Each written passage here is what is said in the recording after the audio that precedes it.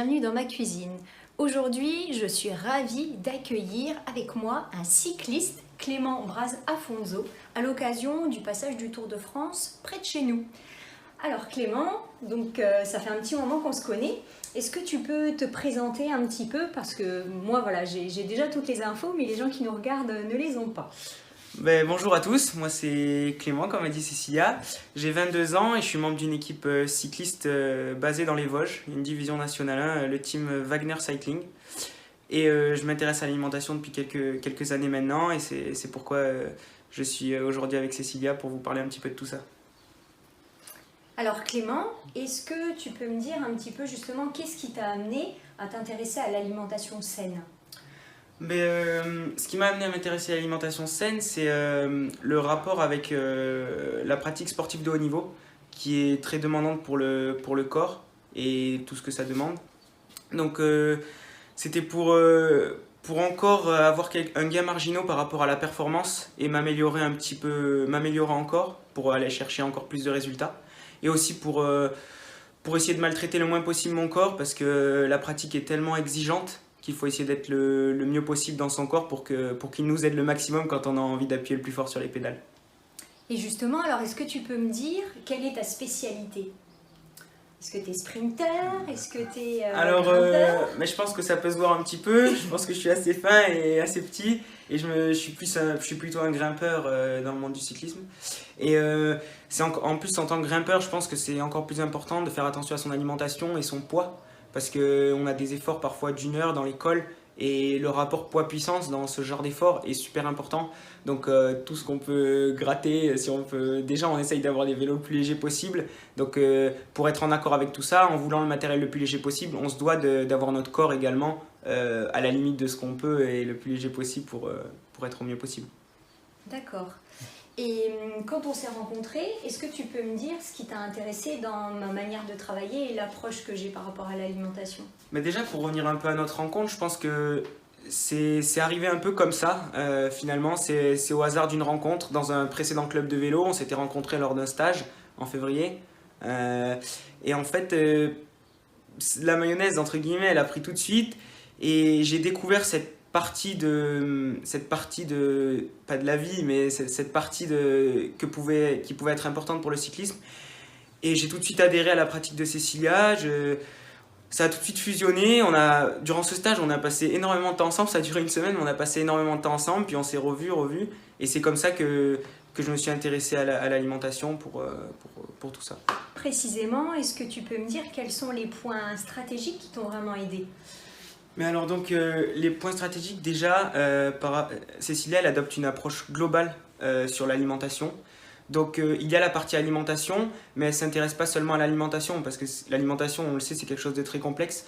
Et donc tout ce qui gravite autour, c'est-à-dire le mode de vie global de la personne, c'est important de l'adopter aussi. C'est-à-dire que moi, par rapport à ma pratique, en fonction des heures de sel que je fais sur la semaine, on avait adapté tout ça pour répondre au mieux à mes besoins. Et il y a par exemple, elle travaille en fonction des saisons, forcément. Les légumes choisis sont en fonction des saisons. Il n'y a rien qui est fait au hasard. Et elle travaille aussi sur le microbiote. Elle utilise aussi un outil qui permet de mesurer un petit peu toute la masse protéique du corps, l'hydratation cellulaire et tout ça. Et ça permet, moi, en tant que cycliste, et pour une personne aussi lambda, de voir si je ne suis pas en carence de certaines choses et ce que je dois améliorer, si par exemple je ne bois pas assez, si je ne m'hydrate pas assez. Et donc tout ça, ça permet d'adapter dans le bon sens pour aller chercher le meilleur compromis possible pour l'alimentation.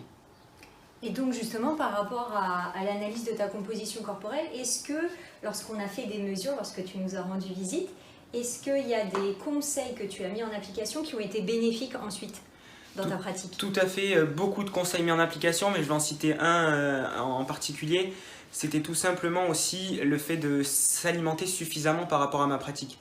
Parce qu'on est habitué, quand on est jeune, à rester sur des bases qu'on a appris par rapport à nos parents et de manger un petit peu comme ça. Mais finalement, par rapport à ma pratique qui a tant évolué et à faire 15-18 heures de vélo par semaine, j'avais besoin d'ajouter de la calorie sur la journée et correctement de la calorie bien répartie entre les protéines, les lipides et les glucides pour pas perdre de masse musculaire. Parce que j'ai eu une période où je pense que j'étais un peu trop maigre et j'avais pas assez de masse musculaire par rapport à ma physionomie. Donc ça m'a permis d'adopter là-dessus. Et par exemple, récemment, on a détecté que j'avais une carence en fer aussi. Et donc on adapte pour essayer de refaire monter tous ces taux-là et de ne pas avoir de carence. Clément, je t'invite dans ma cuisine et donc je vais te montrer les petites recettes que j'ai prévues pour toi. Tu viens? C'est parti, allons-y. Et bien donc nous allons démarrer notre première recette avec Clément qui nous rejoint et qui s'est changé pour pouvoir cuisiner avec moi. Donc Clément, je vais te proposer de te préparer des petits biscuits qui vont être cuits au four et qui pourront te servir à la fois pour le petit déjeuner ou bien même à la rigueur pour un petit goûter plutôt à base de protéines et de bonne graisse. Alors pourquoi j'ai choisi cette recette? C'est parce que je sais que tu aimes bien les flocons. Et donc je voulais te proposer deux recettes, donc une que l'on va cuire et une justement qu'il y aura juste à laisser reposer au réfrigérateur. Donc là je vais te proposer de pouvoir faire la recette à ma place, ça va changer un petit peu d'habitude.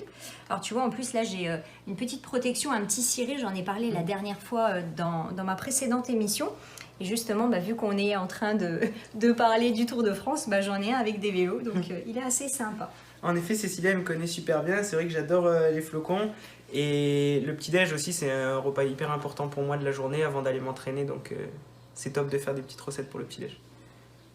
Et bien donc Clément, je te propose de pouvoir mettre l'ensemble des ingrédients dans le saladier que je t'ai mis ici. Donc on va commencer avec des flocons d'avoine.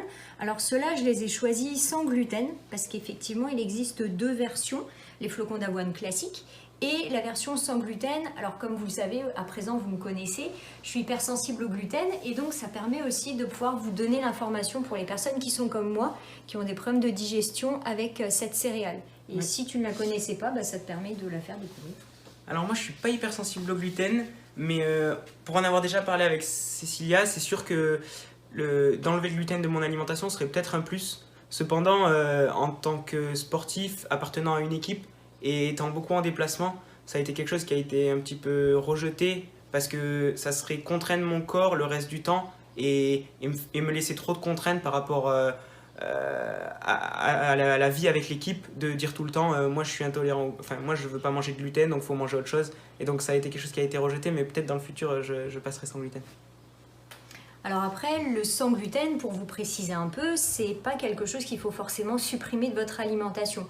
Mais il est vrai que bon nombre de personnes aujourd'hui souffrent de ballonnements, de troubles digestifs qui sont divers et variés.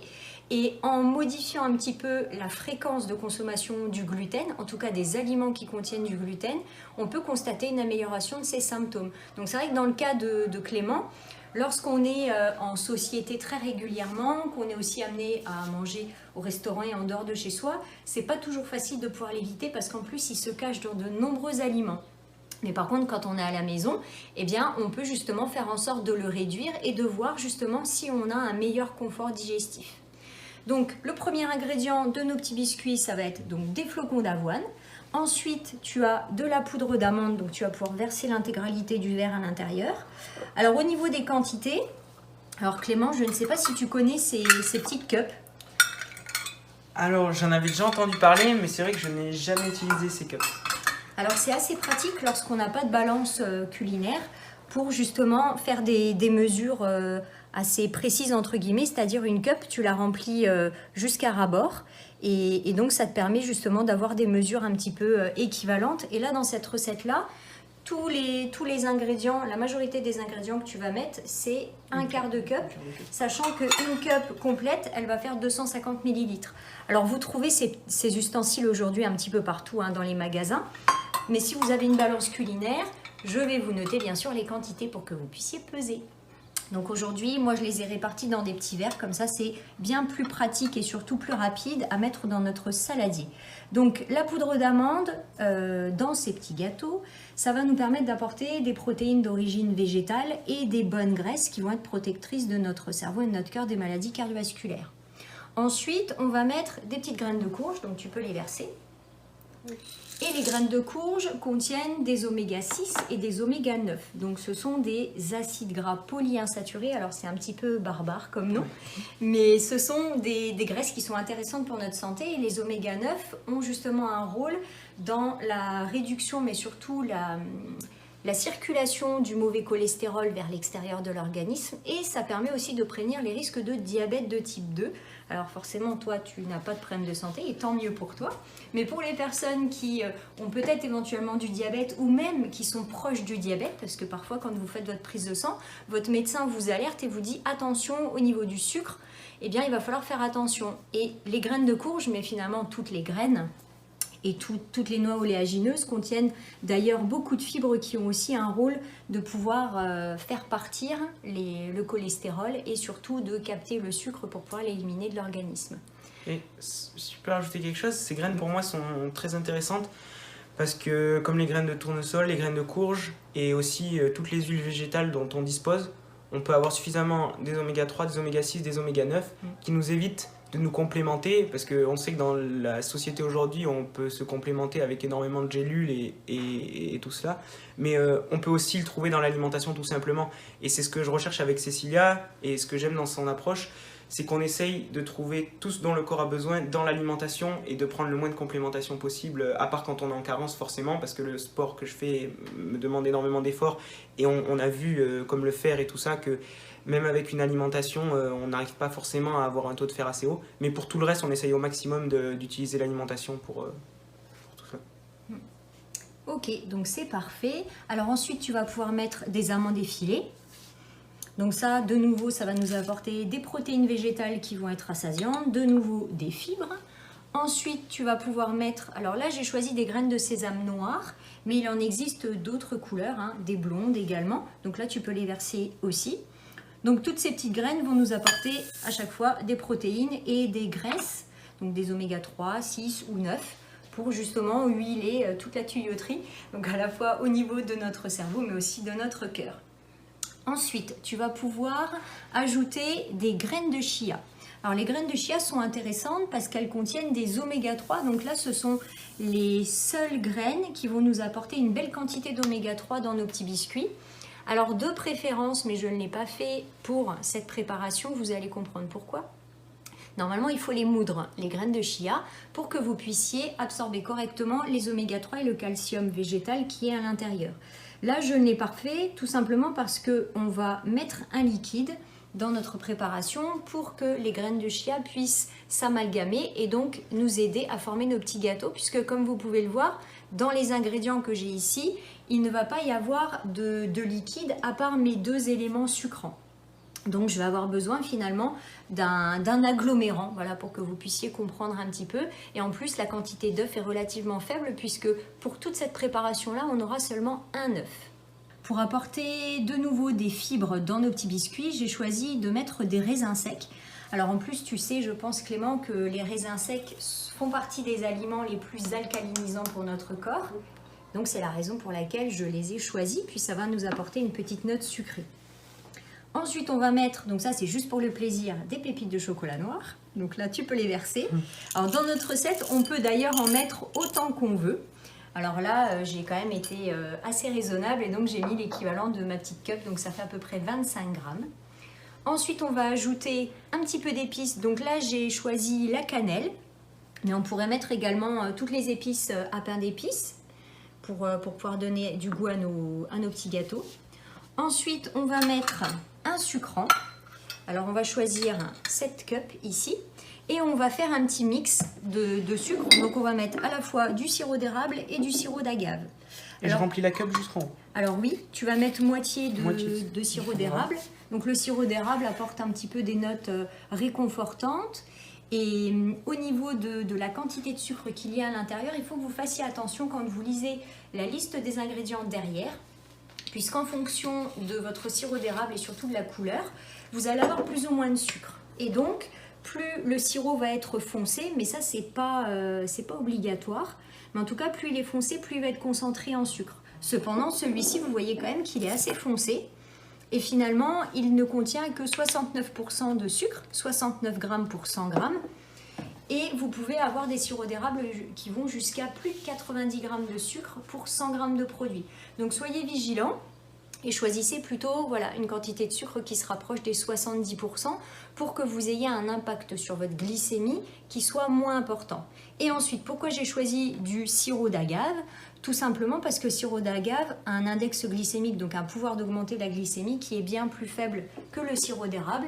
Et donc ça permet de contrebalancer et d'éviter d'avoir quelque chose qui va nous exploser notre taux de sucre sanguin. Tu l'utilises toi le sirop d'agave, Clément? Sirop d'agave, je l'utilise parfois, j'en mets dans les bidons pour sucrer l'eau des bidons. Parce qu'on sait qu'on assimile beaucoup mieux de l'eau sucrée que de l'eau toute seule pendant les efforts. Et je reviens sur un point aussi, Cécilia a parlé tout à l'heure de plaisir dans l'alimentation. Et c'est pour moi très important parce que je pense on est capable aujourd'hui de dire qu'on peut très bien manger tout en se faisant plaisir. Et on a le droit parfois d'ajouter certaines choses. Il faut trouver juste le bon moment pour le faire et le faire dans de bonnes proportions. Mais de toute façon, une nouvelle alimentation et un changement d'alimentation ne peut pas marcher en enlevant du plaisir. Parce que si vous enlevez du plaisir, vous allez tenir quelques temps, mais ensuite vous allez craquer. Donc aujourd'hui, le but a été de trouver le bon équilibre dans ce plaisir et de prendre du plaisir aussi dans des choses qui sont saines. Et ça c'est possible et c'est ça qui est bien. Bien, donc je te remercie Clément parce qu'effectivement, souvent, au départ, les gens peuvent avoir des préjugés et ils peuvent se dire que manger autrement, ça ne va pas avoir de goût, ça va être fade. Alors que finalement, quand vous consommez des aliments qui sont bruts, donc non raffinés, vous allez avoir un goût qui sera plus prononcé et finalement, vous n'aurez pas besoin d'en manger beaucoup en quantité pour pouvoir rassasier votre palais. Donc Clément, tu vas pouvoir mettre le sucrant. Donc c'est ça aussi qui va agglomérer nos petits biscuits. Donc ça va être la partie liquide. Alors tu peux utiliser la spatule pour pouvoir vraiment bien racler. Hop, j'écoute les conseils. Voilà, donc ça permet aussi de limiter le gaspillage. Donc ça, c'est vrai que c'est important. Munissez-vous de spatules de ce type-là pour que vous puissiez enlever un maximum de matière et éviter de gaspiller vos produits parce que c'est vrai que ne serait-ce que le sirop d'érable, c'est un produit qui peut être assez onéreux et donc faites en sorte de bien tout récupérer. Oui, et puis avec Cécilia, le fait de consommer les produits de saison, ça nous permet de consommer local également. Donc il y a une partie respect de l'environnement qui me tient à cœur aussi de mon côté. Alors ensuite, Clément, tu vas pouvoir mettre de la matière grasse. Alors là, j'ai choisi de la purée d'amande, mais on pourrait mettre de la purée de noix de cajou, de la purée également de cacahuètes. Alors, la purée de cacahuètes a un goût assez prononcé, donc si vous aimez cette saveur-là, vous pouvez la mettre également à l'intérieur. Par exemple, moi j'aime beaucoup la purée de cacahuètes. Là, on n'en a pas mis dans la recette, mais c'est vrai que la purée de cacahuètes, j'aime beaucoup aussi. Donc là, le goût sera un petit peu plus neutre avec la purée d'amande blanche. D'ailleurs, on peut la choisir également en version complète pour avoir un petit peu de fibre. Donc là, tu vas pouvoir casser l'œuf. Donc l'œuf, on le met en entier. Il n'y a pas d'opération intermédiaire. Voilà, tu peux poser ta coquille dans le petit bol. Et ensuite, tu vas saupoudrer comme tu saupoudrerais du sel. La vanille. La vanille. Donc là, c'est de la vanille en gousse où on a récupéré la poudre. Voilà, donc c'est suffisant, c'est parfait. Et là, je vais te proposer de bien mélanger. Je vais faire de mon mieux. Voilà, et moi, je vais mettre à chauffer le four. Donc pour cuire vos petits biscuits, vous aurez besoin de faire préchauffer votre four à 180 degrés. Et en fonction de la puissance de votre four, vous allez les faire cuire entre 14 et 16 minutes. Donc en plus, vous voyez que c'est quand même assez rapide. Et ces petits gâteaux, une fois qu'ils seront cuits, vous pouvez les congeler d'ailleurs pour pouvoir en consommer un petit peu quand vous voulez. Donc c'est vraiment intéressant. Donc tu vois Clément, tu vois que c'est quand même une recette qui est facile. Hein. Oui, qui est facile à faire et puis surtout, Cécilia vient de dire vient de parler de la notion de congélation.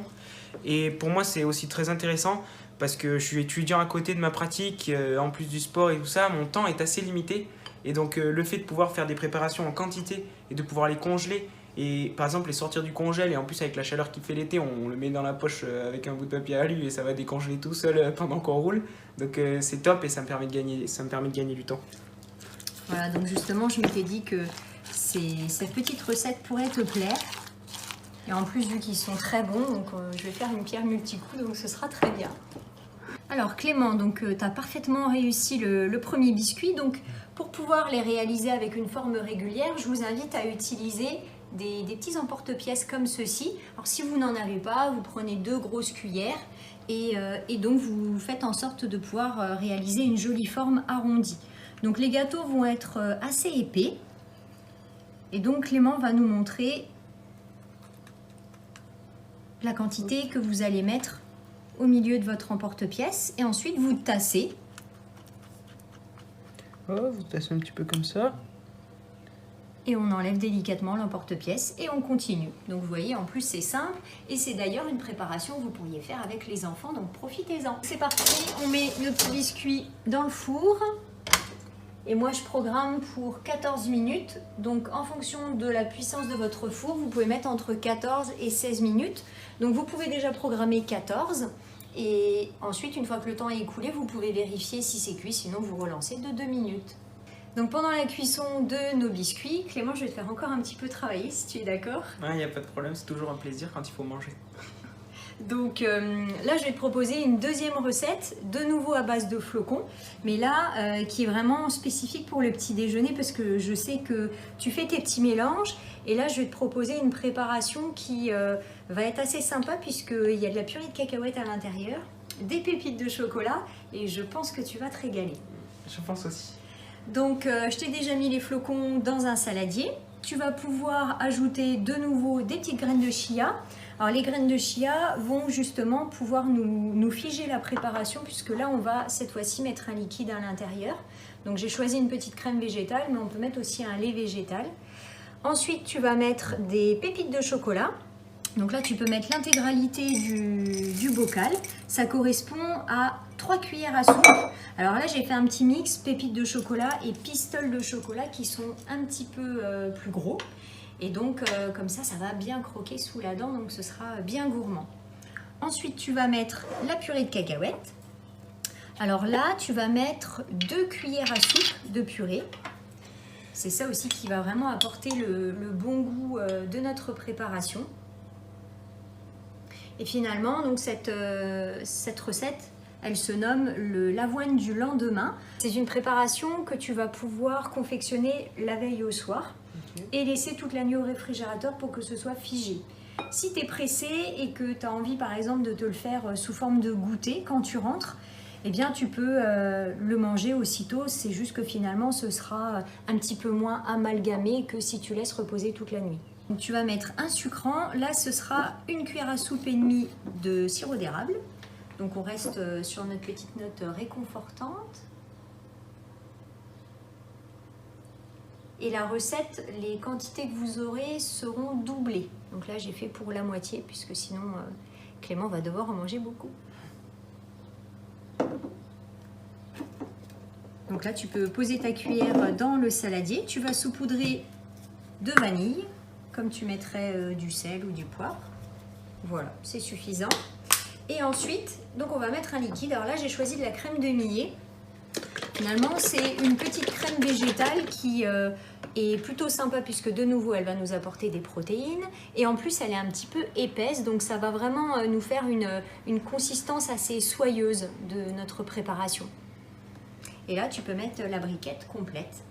D'accord. En fonction des quantités initiales, vous allez pouvoir mettre l'équivalent de la briquette complète, c'est-à-dire 200 ml de crème, parce qu'elle est quand même assez épaisse. Donc là, tu vas pouvoir mélanger.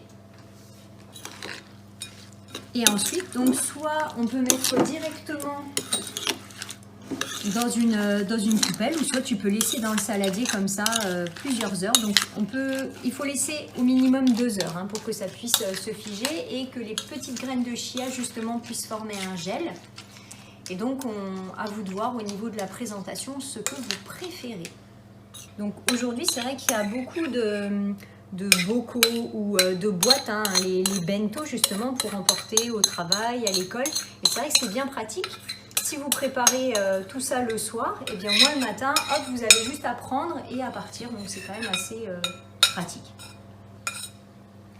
Magnifique. Vous tassez bien.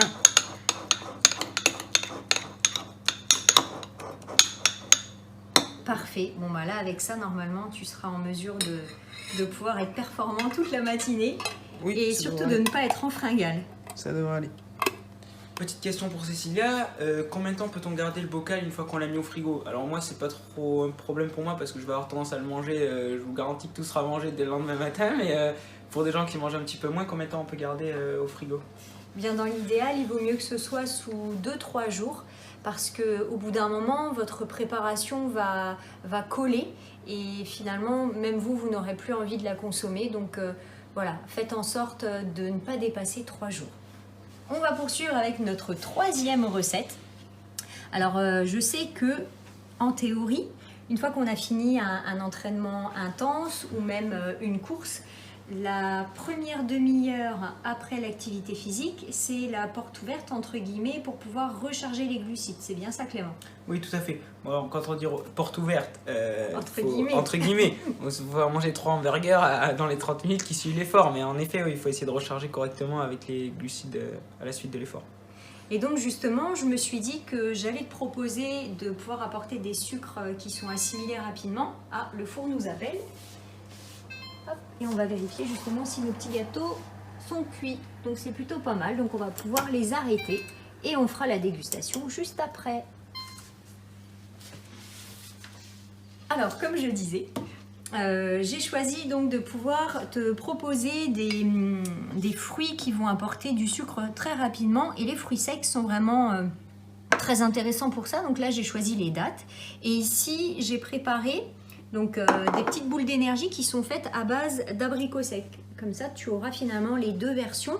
Donc c'est quelque chose qui est très facile à préparer puisque finalement tu vas mixer des fruits secs avec un petit peu de poudre d'amande, donc ça va quand même apporter des protéines et des bonnes graisses, donc c'est malgré tout intéressant.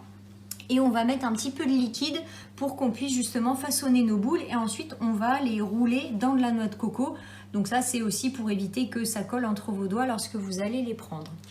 Et Cécilia dit pour après l'effort, mais moi je vais demander à Cécilia parce que je vois une autre possibilité avec ces petites boules d'énergie, c'est pendant l'effort aussi. Je sais pas ce que tu en penses Cécilia, mais je pense que ça peut être intéressant aussi pendant l'effort parce que je connais pour pas citer des marques de préparation de barres énergétiques qui proposent des boules d'énergie comme ça et qui vendent ça à un prix exorbitant alors que finalement ça va, on met juste un fruit sec avec de la poudre d'amande et on peut les faire nous-mêmes surtout. C'est ça.